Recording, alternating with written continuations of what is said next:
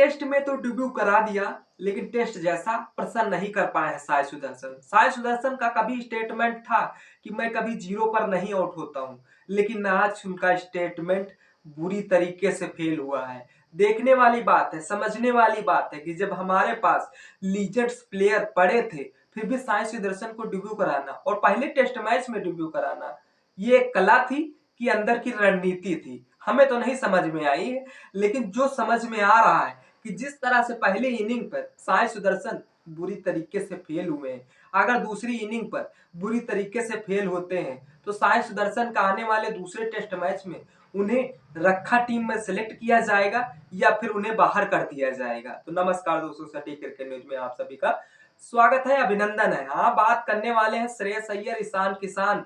जब अपने पास होनहार बल्लेबाज, यानी कि जो टेस्ट में उनके पास अच्छा एक्सपीरियंस है, अच्छा अनुभव, तब एक नए खिलाड़ी को एक टेस्ट में डेब्यू कराना और जहां पर 5 टेस्ट मैच खेले जाने हो और पहले ही टेस्ट मैच में उन्हें डेब्यू कराना, ये क्या गौतम गंभीर की प्रॉपर प्लानिंग थी या सुमन गिल की एक नई चाल थी? हाँ, साई सुदर्शन T20 में तो अच्छा कर रहे थे, लेकिन टेस्ट में बुरी तरीके से फेल हुए हैं। 4 गेंदें खेली हैं, 0 रन बनाकर पवेलियन चले गए हैं, जहां पर जिस तरह से बेन स्टोक उनका विकेट ऑलरेडी चुका चुके हैं। अब टेस्ट में अगर ऐसा ही फॉर्म रहा है साई सुदर्शन का, तो भैया दूसरे टेस्ट में तो हमें इन्हें प्लेइंग 11 में समझ में नहीं आता है कि इन्हें शामिल किया जाए। लेकिन सोचने और समझने वाली बात है, जब टेस्ट टीम के लिए प्लेइंग 11 तैयार की गई थी, जहां पर श्रेयस अय्यर और ईशान किशन का नाम नहीं आया, तब लोगों ने सवाल खड़े किए। चलो कहा कि चलो यशस्वी जायसवाल गिल संभाल लेंगे, और यशस्वी जायसवाल गिल संभाला बुरी अच्छी तरीके से, क्योंकि बुरी इनिंग में जब टीम इंडिया के यशस्वी जायसवाल, चाहे इंडिया का ग्राउंड हो और या फिर इंग्लैंड का ग्राउंड हो, बेस्ट करते हैं। यशस्वी जायसवाल तो कोहराम मचा दिए हैं, उधर दूसरी तरफ गिल भी अपनी कप्तानी पारी खेली है और जो खेलनी चाहिए। अभी बबंदा नाबाद 127 पर, दूसरी तरफ ऋषभ पंत जो हमेशा घटिया शॉट खेल के आउट होते थे, लेकिन आज घटिया शॉट नहीं खेले हैं। जो जिस तरह से गिल का साथ देते चले जा रहे हैं, अगर यही साथ अगर शतक की ओर ले जाता है ऋषभ पंत, ऑलरेडी 8 शतक तो बना चुके हैं, तो भैया ऋषभ पंत एक नया ही टेस्ट में इतिहास रचेंगे। लेकिन जो सवाल उठ रहे थे, भाई मैं कभी जीरो पर नहीं आउट होता, आज वही जीरो पर आउट हो गए। ऐसा स्टेटमेंट देने से पहले कम से कम 100 बार साई सुदर्शन को सोच लेना चाहिए। साई सुदर्शन हाँ T20 में महारत हासिल की है, लेकिन टेस्ट में अभी हमें तो नहीं दिख रहा है महारत हासिल कर पाएंगे। यार, सोचने और समझने वाली बात है कि जब प्लेइंग 11 के लिए टेस्ट की टीम पिक की गई थी, तब शायद अय्यर और किशन का नाम नहीं था। लोगों ने सवाल उठाए, लेकिन लोगों की कहां चलने वाली। जहां पर अजीत अगरकर टेस्ट के टीम के सिलेक्टर टीम पिक कर रहे थे, तब शायद उन्हें 15 के स्क्वाड में भी नहीं रखा गया था। उन्हें भरोसा था कि भाई जो अभी तक टीम इंडिया विदेशी दौरों पर नहीं कर पाई थी, इंग्लैंड दौरे पर, वहां पर अब की बार ये युवा टीम कुछ अलग करके दिखाएगी। भाई अलग करके दिखा तो दिया है। साई सुदर्शन 0 पर आउट हो गए। यशस्वी जायसवाल गिल ने जो बेहतरीन पारी खेली, उनका छोर केएल राहुल ने संभाला। दूसरी तरफ ऋषभ पंत भी बेस्ट तरीके से खेल रहे हैं।